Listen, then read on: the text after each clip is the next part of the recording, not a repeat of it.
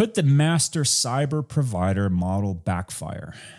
I've explained in past episodes why this whole MSP to MSSP evolution is largely a marketing construct, mostly a marketing change.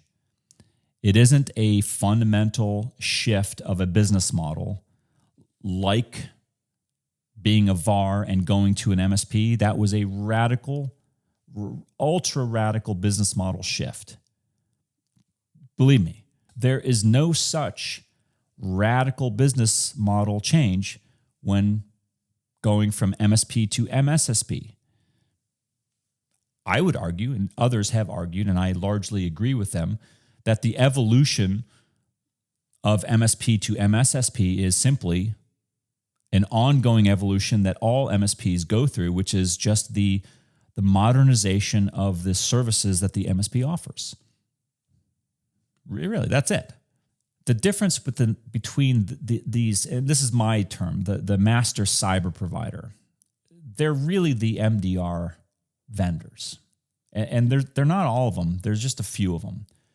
And what they're going out there and doing is really different than what happened 20 years ago with the master MSP model kind of anointing these VARs and saying, all right, you're no longer a VAR, you're now an MSP. Go out in the world and do no harm. These MDR vendors are taking non-services companies.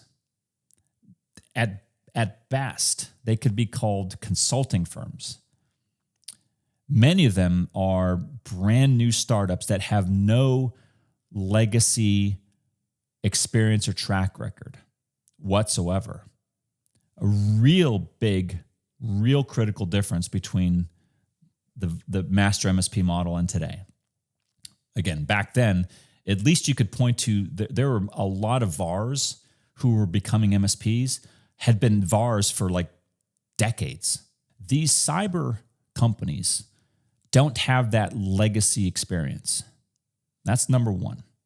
Number two, as we've talked about in previous episodes, a lot, not all, but a lot of these cyber companies, the only thing that you could really even call a managed service is their MDR offering.